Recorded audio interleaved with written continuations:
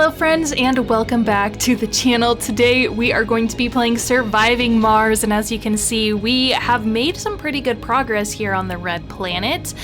We did construct our first dome. Of course, this is a free prefab, but we don't have to talk about that. That's fine. So we can kind of see our drones taking little shortcuts here through the dome to deliver some waste rock. That's fine. Whatever way they need to go. And yeah, so we have our water supply up and running. We are scanning our map, trying to find some research anomalies as well as some good resources for us to expand on. But until we do all of that, our rocket is about 21% of the way back to Earth. We just relaunched it, last episode. So we have a couple things here that we're working on. We're building a battery for our Stirling generator because we aren't requiring any power currently, and we're also building a launch pad which we will use for our rockets to land on here in the future. Let's go ahead here and go into our dome buildings. So this is what we can use. This is where our Martians will come to live as they arrive from Earth. But we need a couple things in here for them, including a living complex. This is going to be where they can live. Of course, we want our people to live. This has space for 14 residents. Now, our initial thing here is going to be building us lots and lots of money. Right now, we're at 26.4 billion monies. So pretty good, pretty good. We're creating 300 research. We're 91% of the way towards our next research, which is going to unlock the fuel refinery. And yeah, we're looking pretty good all around. What we are going to be having our people do, hopefully, is working in our rare metals extractor. So this is an underground rare metals, which is the primary way we're going to be making money. So let's go ahead and build ourselves a rare metal extractor. Anything in the gray area is going to make dust, I'm pretty sure. So we don't want there to be too much maintenance. So if we build this over here, the gray area is not reaching our dome, which is perfect. Just got to make sure that we have some drones over there that can reach it. It looks like they can. So a rare metals extractor costs 12 workers, can have a maximum of 12 workers working it, and that's pretty much a whole entire living complex here. But in order for our people to be happy, of course, we're going to need to give them some things to do. So clicking along here, we have each of these little buildings that we can build provide us a service for our future Martians. So the playground is going to service playing, right? Schools are going to teach our children so that way they can become productive members of society. And a research lab, of course, generates research and costs 9 workers. This is not going to be where we're going to be having our research. Our research is trucking along slowly but surely. We generate 300 research back at home because of our corporation. So we aren't going to be working on focusing on research just yet. This is going to be our dome services. So this is what we need to keep our people happy. So we can have a space bar, we can have a diner, an infirmary, open air gym, right? Lots of really cool things, like a grocer provides food and shopping. And so these we can buff out, of course, but I think we're definitely going to want a grocer. As you can see, this complex is pretty small in comparison to the big living one. So we can put up to 3 of these little small services in one little triangle, which is awesome. So we'll go ahead and build up that grocer, but for the grocer to work, what do we need? To not click that button. No, we're going to need a farm, right? A farm, that makes sense. So we can do a hydroponic farm in our little area here. That's going to be more places for them to work. We could also build a farm, a big one here, like that. So let's compare the two and see what's going to be best suited for us. Ooh, a new anomaly. let's get our RC Explorer to scan that.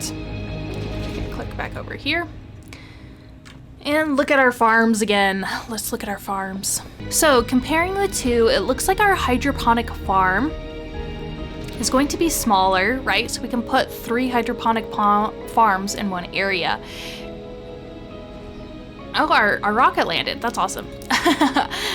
So the difference is that this is going to consume 5 electricity and cost 1 metal to maintain. Less workers though, which is really nice. Obviously, we have plenty of money to get supply pods from Earth to come help us out, but currently we don't have a metal factory up and running, so we are netting negative on our metal resources currently, which, you know, is not fine, versus our farm, which only costs 8 concrete and doesn't require any maintenance. So let's go ahead and put our first farm in here, just like that. And so we're gonna have some workers working on that farm as well. And you know, of course we're going to want to upgrade it to a hydroponic farm later, but until we start netting positive on some of these resources like metals. Right now we're netting positive on concrete because we have this concrete worker working, so yeah. Should be good. So we're gonna go ahead and do that. We're low on power because right now all we have going for us is our solar panels. And then, so in the nighttime we don't have any energy. So that means some buildings are not working, that's fine. But that means we have officially been set up for success. Where's our transport? Let's go ahead and start, create a transport route here, and let's make sure they're depositing them there. So yeah, our RC transport will start bringing over some resources so that way we can finish building all this up, and we are at 93% flight progress about our rocket returning to Earth, which means we'll be able to pick up some people to bring over here and start mining on Mars. Our first Martians! Are you guys excited? I'm pretty excited. It's gonna be cool. Yeah. Let's do it. Let's do it. Ooh, we got a new anomaly. Where is it? There were no secrets to find. Oh, we finished analyzing it. Okay, cool. Just a scene of breathtaking beauty. Such photo ops have been proven to be useful for the mission, inspiring people on Earth to believe that humanity should create its home on the Red Planet. A celebrity applicant is available on Earth. Ooh, very cool. Very nice. What is that? I'm scared. So if we click on this, this is a vista, improves the comfort of all residents when in the radius of a dome. So we can look around here. We have an underground deposit of metal, so it looks like we could build another dome over here. And that would be awesome. We could harvest that. We also have a rare metals, which is more money. Metals, like we could have a whole little dome over here, and I think that would be really, really nice. It's kind of far away, but it's still close enough to the water. So this will be another area, a really cool area for us to explore, give us some great buffs for comfort and all of that kind of stuff. Let's go here to our rocket. Let's do a passenger rocket. So let's get into selecting the best colonists for our first arrival here on Mars. So our rocket capacity is 12, which is fine because we have 14 available beds, 12 people. We do want some people working on the farm as well as working in the rare metals deposit area, but we don't have to like fill them out completely. Even if we have one person working in each thing, that's better than none. So that is fine. We have 14 available residents, so we should be fine. And we have 138 out of 207 matching applicants. Let's go and start filtering. Let's remove everybody right now. And we're going to select our filter, and we're going to filter some stuff. Let's go ahead and pick an age group. We do not want any children, and we don't want any seniors. Absolutely. Youth, adult, and middle-aged is perfect. let's go to flaws. So of course it would be ideal to have somebody with no flaws, but some flaws are a lot worse than other flaws. Don't want any alcoholics, we don't want anybody with a chronic condition, and we don't want anyone with cowardice, because they lose double the sanity from disasters. Don't want any idiots, because they can cause a malfunction at the workplace. Don't want anybody who's lazy, because they just have a performance decrease by 20 at all jobs. All right, perfect. We'll go ahead and apply that. And I think with that, we should be okay. So then let's also filter by some specialization. So don't want any scientists right now. We do want geologists. We do want botanists. And we don't want any tourists right now either. So let's hit apply on that and see what they selected for us. And you can go down here. I'm just gonna probably do this, cut this part out while I scan over all of this, just to make sure everything is good.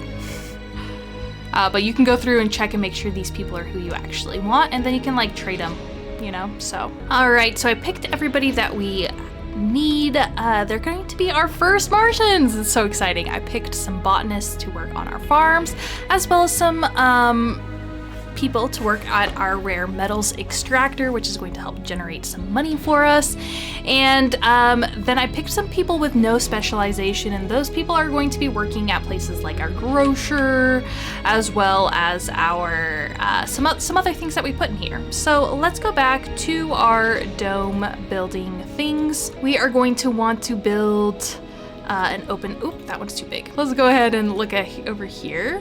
We can do a small garden, and all of these are going to provide relaxation, exercise, and playing, as well as some service comfort for everybody. So let's do, you could do a small pond in the center there, do that right there so they have a nice pond to look at, and that's gonna fill out every single block over here for our people. If we go here, doesn't say exactly how many people can fit into it, but there is a certain amount of people that can actually sit at the pond, like 1 or 2 at a time. So we'll probably also want to build, oh, that's too small. Let's do a garden. We can do a garden right over here, close to their house, which is another place for them to get some valuable resources, or needs met, I should say. Next thing I want to work on is getting this fuel refinery up and running. So this fuel refinery is going to help us create fuel. And fuel is used for a number of things, including polymers, which is one of the resources we need to start creating with a polymer factory, of course. But our passenger plane is here and ready to land. So let's go ahead and plop it down right there on our launch pad. It looks like for the majority, all of that is up and running. I'm just plopped that there right now. And then we're going to do some pipes from here, here, here. And we'll just need some drones over there to help them out. Let's go ahead and move this to here.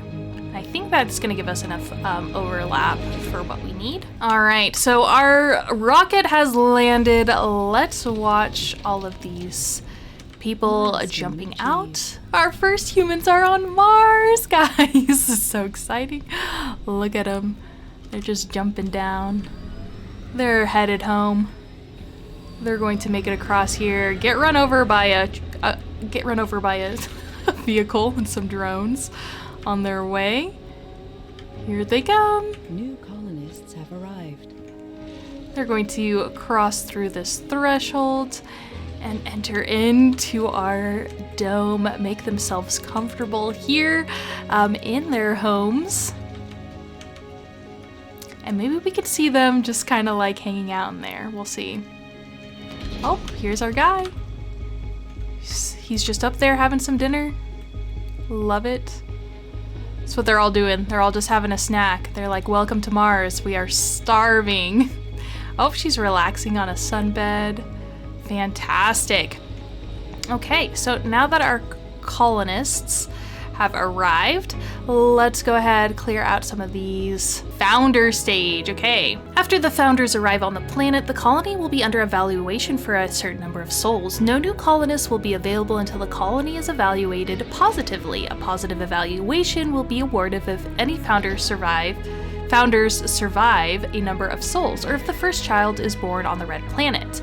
Since the founder number is limited to the capacity of the rocket, you may wish to handpick them using the review command. Blah blah blah blah. Okay? Blah blah blah. Full of hope and determination, the first founders have set foot on the red planet. The next 10 souls will be full of difficulties and dangers, but also with great promises and opportunities. It is now up to us to prove that Mars can be a doorway to greater riches and the future of human civilization. Even the most epic adventures begin with a single step. All right. Meteor incoming. Cycle through impact positions. Whoa, we're gonna have some meteors here. Oh no! Oh no. Malfunctioning. It's awaiting repairs. Do we have drones that can reach over there? I don't know. Oh no, I can't believe that rocket came and smashed our RC drones. Do we have any drones that can reach there? No, we don't. Oh no. All right, so let's go ahead and build ourselves another one, I guess. I guess. Can I build another one? No, I can't. Okay, so let's go ahead and order a cargo rocket. Wait, let's go back. Maybe we just need a supply pod. Okay, so we're gonna get a resupply pod with a drone hub. They're gonna come and help us bail us out of this situation. Like, it literally said, oh look, there's a meteor incoming, and then immediately smashed it down. Maybe I just wasn't paying attention, but whatever. Okay, so we can take a look here and take a look. What I wanted to do was select our farm. So botanist, no specialization, botanist, no specialization, botanist. We are currently producing wheat. We could also do potatoes and soybeans. So wheat consumes 1.6 water, which we are currently lacking because I wanted to get our water up and running. So that's gonna run out of water here real quick. But it produces 17 harvest in 2 days. This one produces 55 food in 5 days. And this one produces 40 food in 5 days. But this increases the quality of our soil, which right now we can see is we're just floating by currently. So that's gonna be fine for now because our soil quality is at 50%. Whew. All right, then we can go over here and check out. This is our geologists. Our geologists are producing 3.7 rare metals per day. Pretty good, pretty good. Just make sure that we only have geologists working here. So we have 4. Okay, so by toggling this on, we can make sure that only specialists are working in this field, which we currently have. And let's add another shift here. Oh, let's not add another shift. Okay. And then here, we only have no specialization. Okay, all right, I think everybody is set and ready to go. We have 12 people. We have 4 geologists, 4 botanists, and 4 no specialization. Okay, seems right, seems right. So currently we have 2 unemployed colonists. So let's click here. Let's go to inspect residence. And then if we go down here to interests, and we can kind of cater the dome to what they're interested in. So here we can check out their health, their mind. Everybody wants relaxation, shopping, and some social. So the grocer that we have right now provides food and shopping, but we can do a social, relaxation, and luxury. Let's see, I think with our pond, relaxation, exercise, and playing. And then we also have this, which is relaxation, exercise, and playing. So I think if we add an amphitheater, the only downside is that it costs polymers, and we currently don't have, we aren't creating any polymers. But let's go ahead and put an amphitheater in here anyways, because next episode we'll get our fuel refinery up and running. We're at about 92% for our supply pod to finally reach us. Let's go check out our research, and now we're just back to researching everything, so that way until we have another tech tree that we need to go down. All right, well, I'm gonna go ahead and leave this episode here. Thank you so much for joining me on this new Let's Play series. I'm having a blast, and I'd love to hear from you guys down in the comments down below. Do you have any tips for me on how to get this place up and running better? Let me know. Be sure to check out the description. It has a link to all my social media, including my sticker shop and my TikTok. And if you'd like to support me here on YouTube, I'd really appreciate that. All you gotta do is like, comment, and share this video, as well as subscribe to my channel. All of that really helps the YouTube algorithm get my content in front of more people's faces. So until I see you again, I hope you have a wonderful rest of your day. Bye-bye.